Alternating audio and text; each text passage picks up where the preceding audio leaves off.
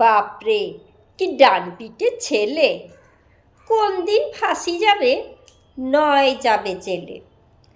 একটা সে ভুতছে যে আটা মেখে মুখে, ঠাঁই ঠাঁই শিশি ভাঙে স্লেট দিয়ে ঠুকে।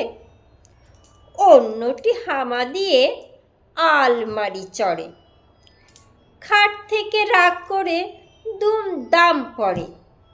বাপে, কি ডান পিটে ছেলে!